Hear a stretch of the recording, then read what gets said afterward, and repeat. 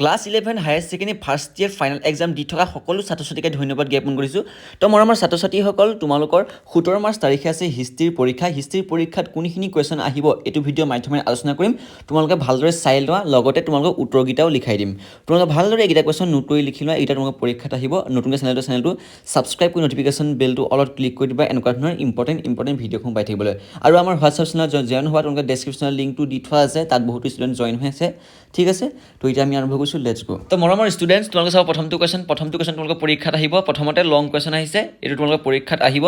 তোমালোকে ভালদৰে লিখি লোৱা, যদি থাকি যায় মই স্পীডত কৈ যাম, তোমালোকে যদি থাকি যায় তোমালোকে ভিডিঅ'টো ৰখাই লৈ লিখি ল'বা।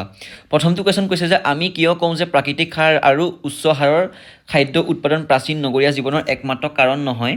ঠিক আছে, এইটো কুৱেশ্যন বহুতে জানিব, তথাপিতো তোমালোকে লিখি ল'বা। কাৰণ যেতিয়া খাদ্যবস্তুৰ বাহিৰে অন্যান্য ফালৰ পৰা অৰ্থনৈতিক বিকাশ হয়, তেতিয়া মানুহে নগৰত থূপ খাবলৈ ধৰে।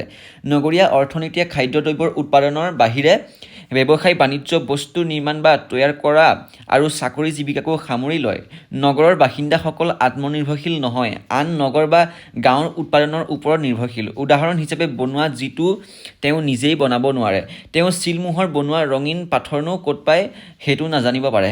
তেওঁৰ বিশেষত্ব কাঠ কাটি শিল্পবস্তু তৈয়াৰ কৰাতহে, বাণিজ্যত নহয়।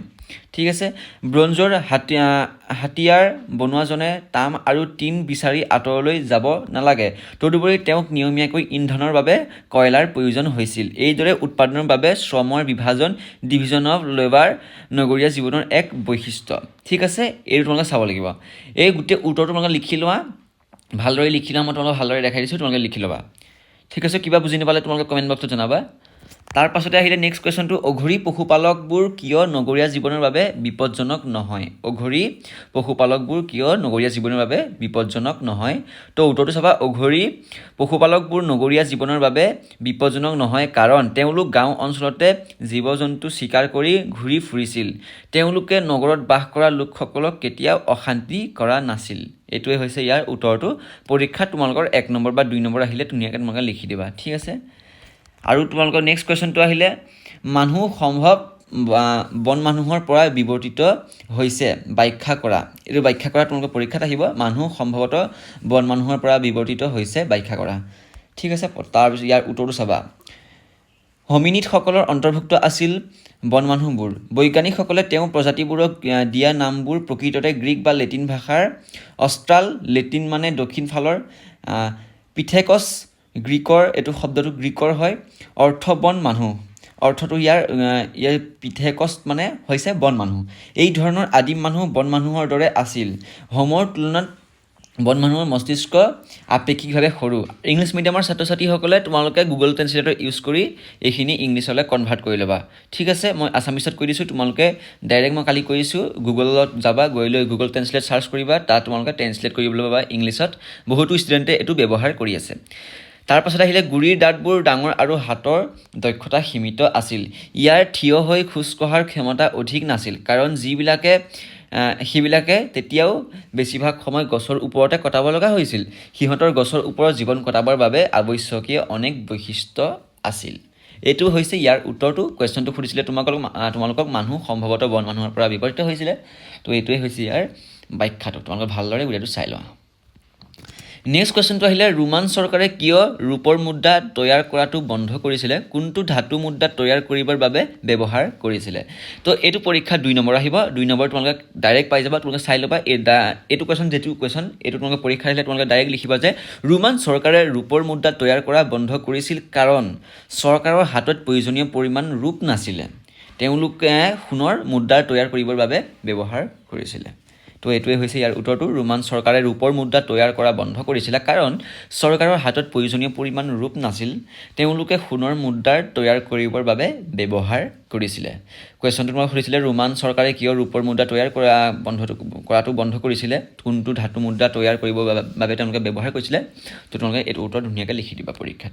ঠিক আছে, এইটো কুৱেশ্যন আমি স্কিপ কৰিছোঁ, তোমালোকে লিখি ল'বা থাকি গ'লে। পাছৰ কুৱেশ্যনটো আহিলে লং কুৱেশ্যন, মষ্ট ইম্পৰ্টেণ্ট কুৱেশ্যন। পৰীক্ষাত 5ৰ পৰা 6 নম্বৰৰ ভিতৰত তোমালোকে এইটো কুৱেশ্যন আহিব। প্ৰাচীন কালত ভূমধ্যসাগৰীয় অঞ্চলত কেনেদৰে শ্ৰমিকক নিয়ন্ত্ৰণ কৰা হৈছিল? এইটো কুৱেশ্যন তোমালোকৰ পৰীক্ষাত আহিব। তোমালোকে লিখিবা যে দাস ব্যৱস্থাটোৱে প্ৰাচীন কালত ভূমধ্যসাগৰীয় অঞ্চল আৰু নিকট প্ৰাচাত্য অধিক গভীৰতাভাৱে শিপাইছিল। আনকি ৪ৰ্থ শতিকাতে খ্ৰীষ্টান ধৰ্ম ৰাজ্য ধৰ্ম হোৱাৰ পিছতো এই গোলামী প্ৰথাকে ফলপ্ৰসূভাৱে প্ৰত্যাহ্বান জনাব পৰা নাছিল। ইয়াৰ অৰ্থ এইটোৱে নহয় যে ৰোমান ব্যৱস্থাৰ অধিকাংশ দাসসকলৰ শ্ৰমেৰেহে কৰা হৈছে। তোমালোকে গোটেইটো লিখি লোৱা। দেখাই দিছোঁ লং কুৱেশ্যন, এনেই কৈ থাকি তোমালোকৰ টাইমটো লছ কৰি লাভ নাই। গোটেইটো তোমালোকে লিখি ল'বা। মই স্পীডত দেখাইছোঁ, তোমালোকে ভিডিঅ'টো ৰখাই লিখি ল'বা। ঠিক আছে, ভালদৰে তোমালোকে লিখি লোৱা। লাষ্টত আহিলে অৰ্থাৎ মৃত্যুদণ্ড বাহাল থাকিল। এইকণলৈকে তোমালোকে গোটেইটো কুৱেশ্যনটো ক্লিয়াৰ কৰি লোৱা। ঠিক আছে, গোটেইখিনি দেখাই দিলোঁ। এইবাৰ আমি নেক্সট কুৱেশ্যনটোলৈ আগবাঢ়িছোঁ। নেক্সট কুৱেশ্যনটো তোমালোকৰ এনেকুৱা লং কুৱেশ্যনেই হয়। সম্ৰাট ট্ৰজানৰ সপোন কি আছিলে? সপোন সফল হ'লনে? এইটো কুৱেশ্যন তোমালোকে পৰীক্ষাত সুধিব আৰু 5 নম্বৰ আহি যাব। 5 নম্বৰৰ কাৰণে তোমালোকে গোটেই উত্তৰটো চাই লোৱা। দেখাই দিছোঁ লাহে লাহে, তোমালোকে গোটেই কুৱেশ্যনটো ভালদৰে ভিতৰত ৰখাই লিখি ল'বা। চেনেলটো নতুন চেনেলটো ছাবস্ক্ৰাইব কৰি নটিফিকেশ্যন বেলটো অলপ ক্লিক কৰি দিবা। এনেকুৱা ধৰণৰ ইম্পৰ্টেণ্ট ভিডিঅ'সমূহ পাই থাকিবা। Matric first year second year সকলো শ্ৰেণীৰ বাবে মই এনেকুৱা ধৰণৰ ইম্পৰ্টেণ্ট ভিডিঅ' বনাই থাকোঁ আৰু আমাৰ হোৱাটছআপ চেনেলত জইন হ'বা। তাৰ পাছতে আহিলে তোমালোকৰ শ্বৰ্ট কুৱেশ্যন চাবা। মকামত কি? তোমালোকৰ এইটো MCQত আহিব। মকামত কি অপশ্যন থাকিব, তো উত্তৰটো চাবা তোমালোকে। মকামত জনপ্ৰিয় আৰবী সাহিত্যৰ এটা ভাগ। মকামত হৈছে জনপ্ৰিয় আৰবী সাহিত্যৰ এটা কি ভাগ। পাছৰ কুৱেশ্যনটো আহিলে ইন এন এণ্টিক লেণ্ড নামৰ গ্ৰন্থখন কোনে লিখিছিলে? তো উত্তৰটো চাবা অমিতাভ ঘোষে এইখন লিখিছিলে গ্ৰন্থখন। ঠিক আছে, পাছৰ কুৱেশ্যনটো আহিলে বাগদাদৰ মুস্তান চিৰিয়া মাদ্ৰাজ কেতিয়া নিৰ্মিত হৈছিলে? তো উত্তৰটো চাবা বাগদাদৰ মুস্তান চিৰিয়া মাদ্ৰাজ 1233 চনত নিৰ্মিত হৈছিলে। ঠিক আছে, তোমালোকৰ কুৱেশ্যনে সুধিছিলে যে বাগদাদৰ মুস্তান চিৰিয়া মাদ্ৰাজ কেতিয়া নিৰ্মিত কৰা হৈছিলে? তো উত্তৰটো তোমালোকে ডাইৰেক্ট অপশ্যন আহিব। অপশ্যনকেইটাৰ ভিতৰত তোমালোকে লিখিবা 1233 চনতটো ডাইৰেক্ট টিক মাৰি দিবা। নেক্সট তোমালোকৰ আৰু এটা লং কুৱেশ্যন আহিলে, ভালদৰে তোমালোকে এইটো চাই লোৱা। দেখাই দিছোঁ সমৰখণ্ডৰ পৰা দামাস্কাছলৈ কি নগৰ পোৱা যায়? সমৰখণ্ডৰ পৰা দামাস্কাছলৈ কি নগৰ পোৱা যায়? তো তোমালোকে ভালদৰে গোটেই ব্যাখ্যাটো লিখি লোৱা। দেখাই দিছোঁ গোটেই ব্যাখ্যাটো লিখি লোৱা। কৈ থাকি এনেই তোমালোকে টাইমটো লছ কৰি লাভ নাই, তাতকৈ তোমালোকে লিখি লৈ ধুনীয়াকৈ পঢ়ি যোৱা। মই পৰীক্ষাৰ কাৰণে তোমালোকে ভাল হ'ব। ঠিক আছে, এইটো কুৱেশ্যন ক্লিয়াৰ। নেক্সট কুৱেশ্যনটো চাবা। নেক্সট কুৱেশ্যনটো আহিলে তোমালোকৰ চমুটোকা লিখা তোমালোকৰ এইটো আহিব ইছলামিক কেলেণ্ডাৰ। তোমালোকৰ চমুটোকাটো ভালদৰে চাই লোৱা। ইছলামিক কেলেণ্ডাৰ হিজৰী চনটো খলিফা উমৰৰ দিনত প্ৰৱৰ্তন কৰা হয়। 622 খ্ৰীষ্টাব্দৰ এই চনৰ প্ৰথম বছৰ হিজৰী কেলেণ্ডাৰ তাৰিখৰ পিছত AH লিখা হয়। হিজৰী বছৰটো 354 দিনীয়া চান্দ্ৰ বছৰ। বছৰটো 12মহীয়া 29 বা 30 দিনীয়া মাহ বা মহৰমৰ পৰা ধুল হিজ্জালৈকে প্ৰত্যেকটো দিন সূৰ্যাস্তৰ লগে লগেহে আৰম্ভ কৰা হয়। ঠিক আছে, গোটেই লিখি লোৱা। এইটো তোমালোকৰ লং কুৱেশ্যনেই আৰু লাষ্টত এনেকুৱা সূত্ৰ নিচিনা তোমালোকে দেখিছা। এইটো তোমালোকে লিখি ল'বা। এইটো ফৰ্মুলা। ঠিক আছে, তো মৰমৰ ছাত্ৰ ছাত্ৰীসকল, তোমালোকক গোটেইখিনি কুৱেশ্যন দেখাই দিলোঁ। তোমালোকে নতুন চেনেলটো ছাবস্ক্ৰাইব কৰি নটিফিকেশ্যন বেলটো অলপ ক্লিক কৰি দিবা আৰু এইকেইটা কুৱেশ্যন তোমালোকে ক্লিয়াৰ কৰি লোৱা।